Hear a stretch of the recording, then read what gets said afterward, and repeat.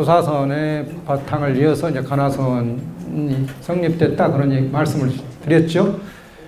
예, 가나선은 말길과 생각의 길에 껴진 화두를 창과의 본래 성품의 자를 빼닫는 선수행을 말합니다. 이 가나선은 오조 법현 원후 국근 선사를 거쳐 대종고 선사에 의해서 완전한 체계하게 되고, 그러나 가나선의 핵심인 화두 참고는 이전부터 있었습니다. 이제 조사선 얘기겠죠. 그래서 그 대종고에 의해서 이제 완성이 되었다. 그런데 보통 이제 그 대종고 같은 우리가 사집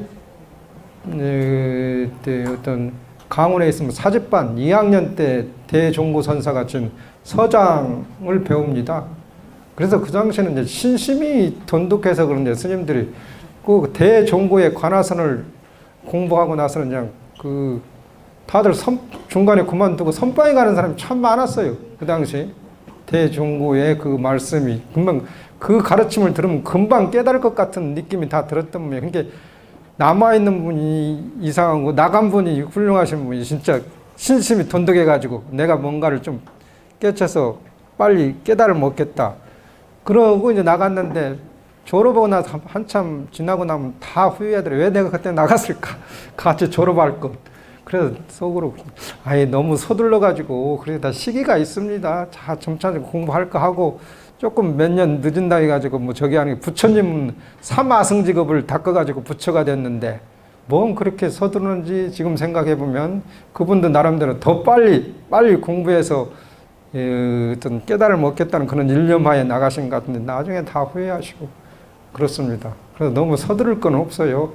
아니, 부처님 우리 본부인데 부처님이 그렇게 머리 좋으신 분이 삼아승직업을 닦아서 부처가 되고 그렇다나요. 뭐 선해선이 있을 때는 뭡니까 그 금강경에 가리왕이 자기 사지를 찢도록 그렇게 아프게 그 아픔을 주었는데 거기서 가리왕을 미워하지 않았기 때문에 인욕선인이라 한다 그런 얘기도 했고, 수메다 존재했을 때는 어떻습니까? 그 마을에 그 연등 부처님이 있는데 그 바닥에 땅이 너무 질퍽해서 그 발에 흙이 묻을까 자기 머리를 헤쳐서 바꿔 지나가도록 해서 그래서 그 인연으로 너희 이름은 나중에 서가모니 무리라고 이름하느니라 그런 그 과정을 전부 거쳐가지고 이 부처가 됐는데 뭐가 그렇게 성급하게 뭐 그럴 필요 있습니까? 예, 그래서 좀 이 생에 못 깨달으면 내 생에 또 깨닫고 서두른다고 되면 누구나 서두르라고 하죠. 근데 서두르갖고 마음 공부가 서두르가지고 되는 게 아니잖아요. 예, 그렇습니다. 그래서 좀 기다릴 때는 좀 기다릴 필요가 있고 생각을 해고 종고선사에 완전히 체계화된 그러나 가나선의 핵심인 두 화두 참고는 이전부터 있어요. 그러니까 유시각도 보게 되면 어떻든 그런 게 있어요. 처음 출발자인 유시각에 보면 무착이 있고 그 다음에 그걸 완성시킨 사람이 이제 세친이 있듯이 여기서도 그 이전에도 있지만 실질적으로 대종고선사가 이제 그 가나선을 완전 체계화 시켰다 그런 얘기입니다. 즉 가나선이란 조사선이 강조한 본래 부처의 정신을 그대로 이어받아 조사스님들이 캐친 자리를 바로 보인 말과 생각의 길이 끊긴 화두를 정형화하여 그것을 통해 깨닫는 수행 방법입니다. 그렇게 말씀하시고 있어요.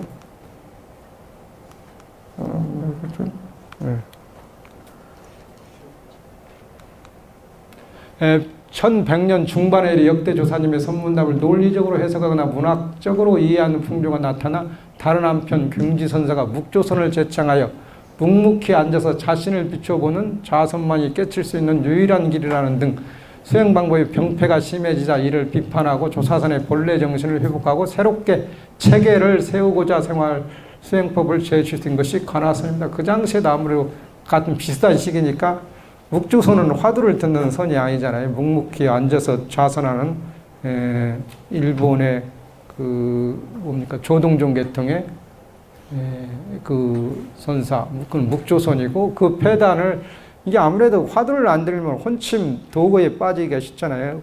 그 잠에 순마에 빠지기라는 산란심이 생기기 때문에 화두를 들어야 이제 그 혼침에 빠지지 않는다. 뭐 그래서 이제 그 묵조선의 병폐를 이제 비판하고 가나선을 제시하게 됐다. 수행보는 그런 얘기입니다. 이는 보주국사 진울 송광사. 아까 이제 가풍에 대한 얘기를 한번 먼저 해요. 저는 이제 가풍이라는 게 우리도 해인사에 있을 때 뭐 해인사 가풍은 보통 선사 그런 가풍입니다. 그래서 그 선방 수행자가 많고 조금 뭐라고 좀 거친 그런 천국이다. 우리하고는 잘 안 맞는데 저도 어떻게 거기 졸업했습니다. 거친 사람 중에서도 저처럼 너무 점잖은 사람도 있고 또 그렇지도 않은 사람도 있고 그러니까 가풍이라는 게 그 가풍에 들어간다고 다 그게 똑같아지진 않아요. 그래서 통도사 같은 데는 원래 옛날부터 살림증이라 해가지고 주지를 내보내면 그렇게 주지 살림살을 잘한답니다. 그래서 살림증이라고 했어요. 예, 살림을 잘하신다 해가지고 절 행정적인 거 일을 잘 보고 송광사 같은 데는 이제 워낙 조용해. 산이 낮아서 그런지 조용합니다. 송광사 산이 낮거든요. 조용한 스님들이 모여서 살아니까 뭐 또 거기에 승보종찰이잖아요. 16국사를 배출했는데 각각의 이제 특징이 있는데 그러다 보니까 나중에 그 송광사에서 공부하다가 해인사로 넘어오는 스님이 있고 해인사에 도저히 견디지 못해가지고 다시 송광사로 가는 스님이 있고 자기에 맞는 곳이 있는 게 그게 다 인연이 아닌가 그렇게 생각이 됩니다. 그래서 거기서 이제 졸업하기도 하고 뭐 그래요. 그러니까 다 같아지진 않는 것 같아요. 보족사 진울 같은 게 정해사 1115년 이게 1210년이니까 이제 그 대종고선사 그 무렵이죠. 옛날에는 이 정해사 사자 이렇게 해서 썼어요. 예, 회사 운영사 이런 정해사라는 이렇게 정말 중국에서도 이런 지금 사찰에도 이런 이 사자 써가지고 저기를 붙이는 경우도 있더라고요. 정해쌍순이 도노 돈수 이 얘기가 나오죠. 뭡니까? 송광사 같은 경우에는 송광사 뭡니까? 보족사주는 철저히 도노 점수설을 주장하죠. 점차적으로 깨닫는다고 이제 주장하고 옛날에 성철 스님께서는 도노섬수 그게 이제 중국 선불교가 아까 도노돈수 주장하잖아요. 뭘로 깨닫고 최고의 깨달은 구경각만 인정하고 나머지는 인정하지 않는 그게 결국에는 중국 불교가 선이 최고다는 것을 주장하는데 그대로 그 사람들이 그렇게 점차는 무시하고 왜 점차가 없겠어요. 수행하는데 기본 바탕이 조금씩 신신과 원력을 가지고 조금씩 공부가 나아가지는데 그것은 조사선에서는 가나선에 그 앞에 있는 걸 무시하고 오직 최고의 깨달음만 주장하다 보니까 이제 돈수 뭐 그걸 주장하고 여기는 이제 부처님 가르침에 철저하게 입각해서 도노 점수를 주장하지 않나. 그래서 도노 점수와 돈수는 내 생각에는 그런 게 싸울 것이 아니라 보는 시각 차이니까 나는 싸운다는 게 의미가 별로 그것이 뭐 해마다 도노 점수니 도노 돈수에 관련된 그런 세미나를 많이 하시더라고요. 일단은 보는 시각의 차이지 그게 뭐가 도노 돈수가 맞고 도노 점수가 틀리거나 그건 바르지 않다고 생각됩니다. 기본적인 바탕은 이제 점차적으로 조금씩 진전되지 어느 하루쯤에 자고 나면 그 다음에 뭐 깨닫고 뭐 구경강에 도달하지 않잖아요. 그만이 자고 나서 자기가 깨달았다 그러면 그 전에도 조금씩 공부가 된 사람이 깨달았겠지. 그냥 범부가 하루아침에 자고 나니까 부처가 된 건 아니잖아요. 전생에 성근을 쌓다든지 어느 정도 그 과정을 거쳐가고 됐기 때문에 그래서 우리는 이제 한쪽의 도노 동수 입장에서는 구경각 이전을 이제 제외한 것이고 도노 점수는 앞에 출발점부터 헤아린 것이기 때문에 내 생각에는 보는 시각 차이지 뭐 싸울 일은 없다. 뭐 저는 그렇게 봅니다. 제 시각 어떻게 보냐에 따라서 여기서 이제 정예결사에 그래서 그런 도노 점수설을 이제 주장한 대표적인 보주국사 진들이죠.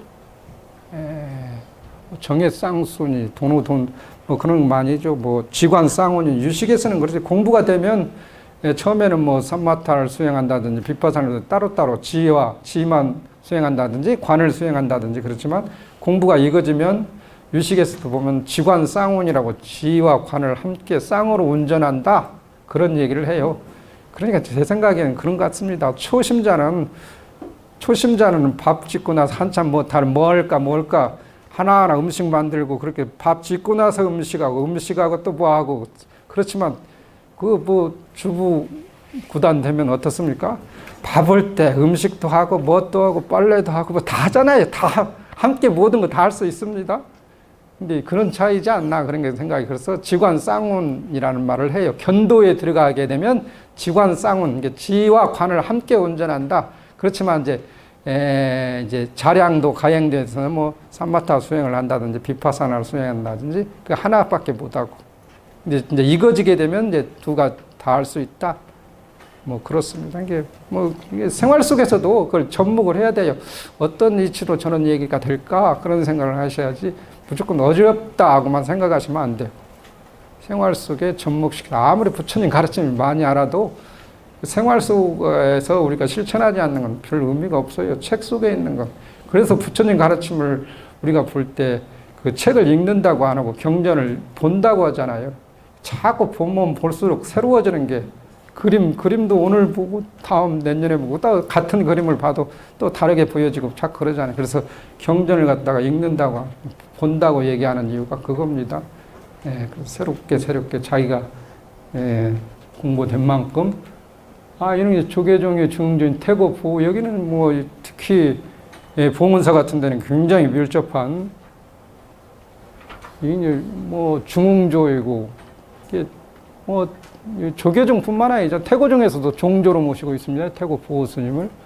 근데 이제 우리가 비구 대처 싸움을 하면서 조계종 종조를 갖다 아까 보조국사 진우를 놓으면서 이제 문제가 생긴 것이. 그래서 그 당시에 노스님들은 보면 그 환불역주라는 게 조사를 바꾸고 부처를 바꾸는 그런 일이 생겼다. 비구 대처 싸우면서 그런 일이 생겼다 해가지고 결국에는 태고종으로 남아있는 스님, 태고 중에서도 비구 스님이 많이 있습니다. 옛날 스님들은 비구승으로 남아서 끝까지 있던 분이 있었죠. 그래서 뭐 그런 역사적인 그런 계기가 있죠. 근데 내가 여기 태화를 안 받는 이건 최근에 조상은 여기에 있는 진영이 아닌가 모르겠어요. 이분 나는 지금 조사전에 안 들어가봐서 모르겠는데 인터넷 다운받아서 모르겠어.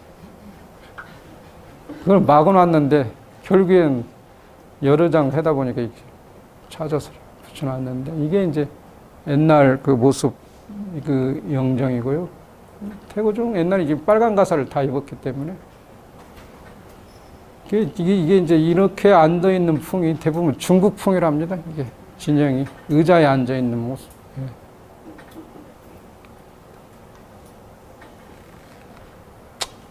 지공화상, 뭐 이제, 지공화상이 가운데 분이 지공화상인데, 인도 승려로 알고 있어요. 이분이 이제 그 선을, 한국에 전래되게 만든 큰 계기가 됐다. 그래서 이거는 이제 우리가 지공 이쪽이 나옹인지 모르겠는데, 나옹화상, 뭐 무학대사 이렇게 삼화상이라고 가장 많이 삼화상 얘기니까 의식을 할 때 삼화상이 굉장히 중요합니다. 우리가 점안식 할 때든지 뭐 부처님 모실 때 그런 데 보면요 전부 신중단의 기도를 먼저 하잖아요. 이분에게